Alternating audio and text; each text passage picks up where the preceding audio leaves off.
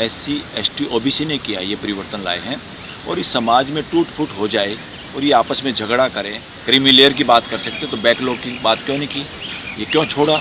असली बीमारी तो यही है। आपको छोटी छोटी बातों पे विभाजित नहीं होना है, पॉलिटिकली कमज़ोर नहीं होना है, संगठित रहना है। अब हाई कोर्ट्स और सुप्रीम कोर्ट जो मेन जुडिशरी है देश में, इसमें भी हिस्सेदारी, भागीदारी और बैकलॉग की बात होगी। जो कब्जे की मानसिकता है, सुपीरियरिटी की मानसिकता है और जो शासन की मानसिकता, हम ही शासन में रहें, हम ही कब्जा रखें, हम ही सेक्रेटरी बने, हम ही गवर्नर बने, हम ही मुख्यमंत्री बने, हम ही प्रधानमंत्री बने और हम ही जज बने, ये मानसिकता को अब एकदम धराशायी करने की जरूरत है। जैसे इस देश की सुप्रीम कोर्ट कॉमन लॉ पे नहीं चलती, वो एक खास मानसिकता पे चलती है।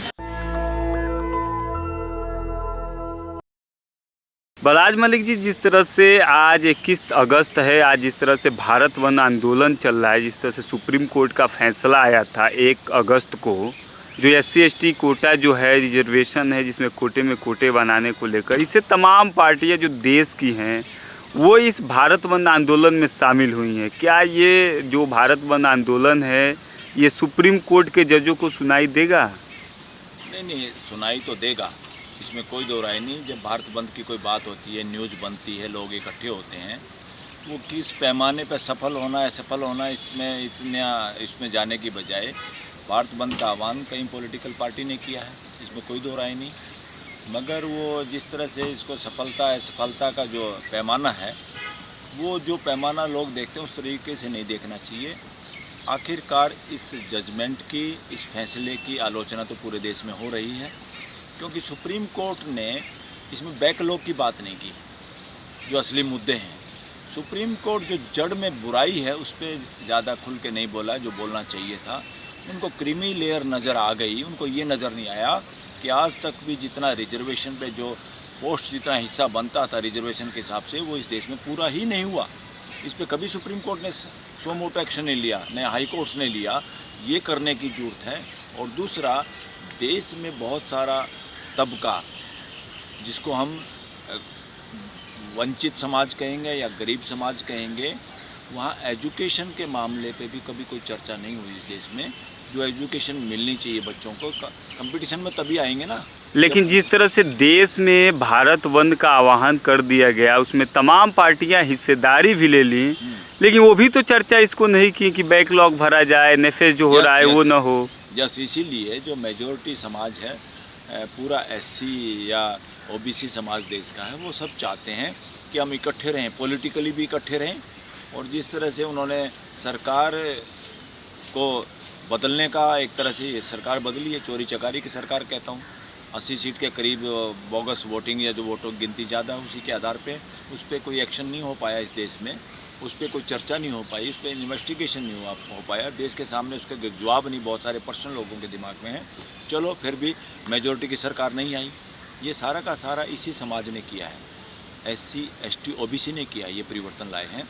और इस समाज में टूट फूट हो जाए और ये आपस में झगड़ा करें, यही तो इस जजमेंट से मैं यही कहूँगा। उसी तरह का मामला एक इसमें सामने आ रहा है, एक तरह से कि लोगों में फूट डालो राज करो वाली बात है। सुप्रीम कोर्ट को चाहिए था कि देश के लोगों को बैकलॉग जो उनका हक बनता था हिस्सेदारी का, भागीदारी का, वो पूरा नहीं हुआ। इस पर कोई विचार नहीं आया, इस पर कोई चर्चा नहीं हुई। जब सुप्रीम कोर्ट के जज इस तरह से चर्चा कर सकते हैं, क्रीमी लेयर की बात कर सकते हैं, तो बैकलॉग की बात क्यों नहीं की, ये क्यों छोड़ा?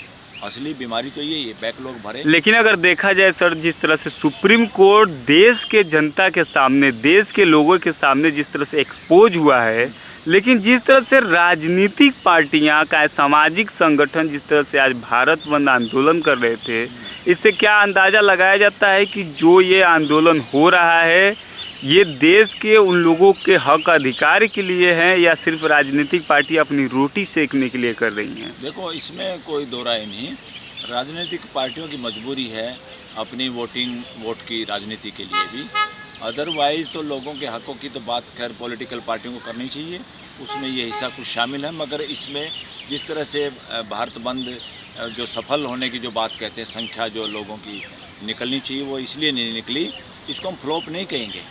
इसमें हम ये कहेंगे कि समाज अभी भी इन बातों को समझ रहा है कि हम अगर पॉलिटिक्स का शिकार हो गए तो हमारा समाज कमज़ोर होगा, हमें टूटना नहीं है। ये सबसे बड़ी समझदारी। और मेरी तो विनती भी है पूरे एससी समाज से, एसटी समाज से, ओबीसी समाज से, आपको छोटी छोटी बातों पे विभाजित नहीं होना है, पॉलिटिकली कमज़ोर नहीं होना है, संगठित रहना है। और देश में अब न केवल सरकारी नौकरियों में, अब हाई कोर्ट्स और सुप्रीम कोर्ट जो मेन जुडिशरी है देश में, इसमें भी हिस्सेदारी, भागीदारी और बैकलॉग की बात होगी कि आज तक इस देश में इस समाज के एससी, एसटी, ओबीसी समाज के जज नहीं रहे। अब फ्यूचर में इनको ज़्यादा हिस्सेदारी देने की ज़रूरत है ताकि न्याय हो सके। देश के लोगों का जो भागीदारी करना इस देश के हर नागरिक का फंडामेंटल राइट है, हर समाज का फंडामेंटल राइट है व्यवस्था में भागीदारी करने का। इस देश में अभी असली जो बात करनी थी, सुप्रीम कोर्ट कभी बात नहीं करता कि हमारे यहाँ बैकलॉग नहीं भरा गया, हमारे यहाँ देश के हर समाज को भागीदारी नहीं मिली। सुप्रीम कोर्ट आज तक चुप है, हाई कोर्ट चुप हैं। ये चुप्पी से अब काम नहीं चलेगा। अब हाई कोर्ट और सुप्रीम कोर्ट में बराबर की बल्कि ज़्यादा भागीदारी चाहिए देश को, ताकि देश में अन्याय क्या होता है और अन्याय को कैसे रोका जा सकता है, वही लोग, उसी समाज के लोग जजों के रूप में आके इस देश में एक मानवीय जूरिस्प्रूडेंस पैदा कर सकें, ताकि इस देश का कोई भी आदमी अन्याय का शिकार। लेकिन जिस तरह से आज देखा जाए भारत बंद में पूरे देश में देश के लोग, एससी जात, एसटी जात के जो लोग हैं, एससी एसटी, ओबीसी भी इसमें इन्वॉल्व हुआ है जो भारत बंद आंदोलन है, तो आखिर ये बात सुप्रीम कोर्ट से हक अधिकार की क्यों नहीं हो रही है? इसलिए नहीं हो रही है, जो समाज इकट्ठा होता है, जब भी समाज जो संगठित रहता है तब भी अपने अधिकारों के प्रति सचेत होता है, वो बात पहुंचती है और परिवर्तन आते हैं। अब देश परिवर्तन के दौर से गुजर रहा है। आने वाले दिनों में, आने वाले वर्षों में इस देश की शक्लो सूरत अलग होगी और इस देश में मानवीय व्यवस्था स्थापित होगी संविधान के हिसाब से, जो अभी तक नहीं हुई है। अभी तक इस देश में कब्जा मानसिकता और शासन मानसिकता। लेकिन सुप्रीम कोर्ट के इस फैसले से तो देश में तमाम ऐसी जातियां हैं जो आज भी पीछे हैं। वाल्मीकि समाज दिल्ली में देखा जाए अधिक मात्रा में है। सुप्रीम कोर्ट के इस फैसले का वेलकम कर रहा है। देखो, ये वेलकम की बात क्या होती है, खाली वो नहीं कर रहे, एससी समाज के दूसरे लोग भी कर रहे हैं, जो लाभान्वित तो वो भी कर रहे हैं। किसी के हकों को वंचित करने का किसी का मन नहीं है। हम सब लोग चाहते हैं हमारे देश का हर समाज आगे बढ़े, एक परिवार की भावना से आगे बढ़े।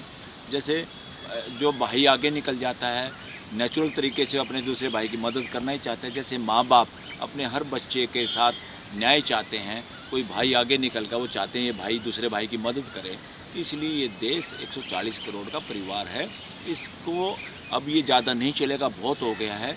बहुत दिनों से इस देश में, इतने दिन आज़ादी के बाद भी जो मानसिकता है ना, गड़बड़ जो है, जो कब्जे की मानसिकता है, सुपीरियरिटी की मानसिकता है, और जो शासन की मानसिकता, हम ही शासन में रहें, हम ही कब्जा रखें, हम ही सेक्रेटरी बने, हम ही गवर्नर बने, हम ही मुख्यमंत्री बने, हम ही प्रधानमंत्री बने और हम ही जज बने, ये मानसिकता को अब एकदम धराशायी करने की जरूरत है। तो इसी तरह से जो पिछड़ी जातियाँ छूट गई हैं, जैसे वाल्मीकि है, वो कह रहे हैं कि हमारा जो रिजर्वेशन था वो जाटो खा गए। देखो, ये प्रश्न उठता ही है, वो क्यों वो नहीं खा गए। असल बात ध्यान ये देना चाहिए कि हमारे समाज के गरीब और वंचित समाज में एजुकेशन फैल रही है कि नहीं फैल रही है, ये बहुत इम्पोर्टेंट है। हमारे सभी बच्चे पढ़ेंगे तभी तो वो कंपटीशन यहाँ पाएंगे। इसलिए उनको लगता है कि ये खा गए। एक तो सबको बोलना चाहिए, जाटो समाज को भी खुल के सामने आना चाहिए अपने उन भाइयों के लिए, सबके लिए जहाँ एजुकेशन की कमी है। मगर ऐसा नेगेटिवली नहीं सोचना चाहिए, क्योंकि अभी भी कितनी सारी सीटें हैं जो ना जाटो समाज के पास आई, ना किसी और वर्ग के पास आई, वो दूसरे खा गए। जो दूसरे खा गए हैं जनरल क्लास के लोग हैं। जनरल क्लास में भी कुछ लोग हैं। अभी तो जनरल क्लास में भी अगर करना है, सब क्लासिफिकेशन करनी है, वर्गीकरण करना है, तो जनरल क्लास में जरूरत है।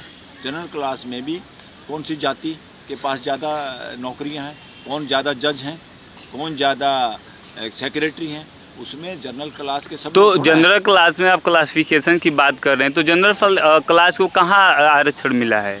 अरे जनरल क्लास को तो इकोनॉमी के वीकर सेक्शन के रूप में मिला है। हाँ, उसके, और वो भी बिना आंकड़ों के मिल गया। उसमें तो सुप्रीम कोर्ट ने बड़ा फटाफट कर दिया फैसला। और एक बार जाट का आरक्षण या औरों के आरक्षण की बात होती तो आंकड़े मांगते हैं।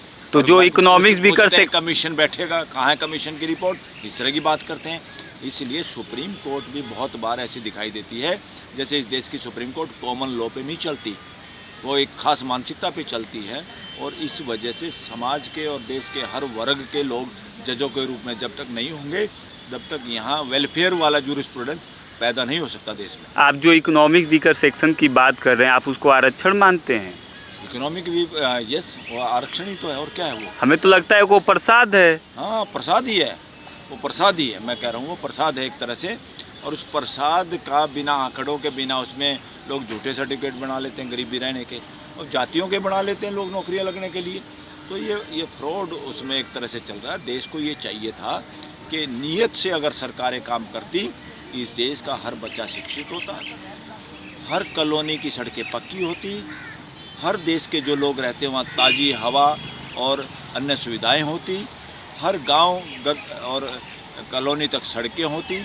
ये केवल लुटियन जोन और दिल्ली की सड़कें, मेट्रो सिटी में मेट्रो चलेंगी और सड़कें बनेंगी, बाकी देश की सड़कें टूटी होंगी, बाकी देश में मोबाइल काम नहीं करेंगे, बाकी देश में सुरक्षा नहीं होगी, बाकी देश में अस्पताल। This is nonsense on the part of government. आज तक जो सरकारें चली वो गलत मानसिकता के लोग हैं। अगर मानवीय मानसिकता के लोग होते या काम करते तो देश में असमानता होती ही नहीं, असमानता नाम की चीज़ें नहीं मिलती।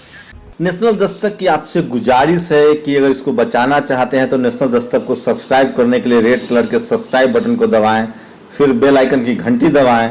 नेशनल दस्तक को बचाने के लिए बहुत ज़रूरी है कि हर खबर को शेयर करें, लाइक करें, कमेंट जरूर करें।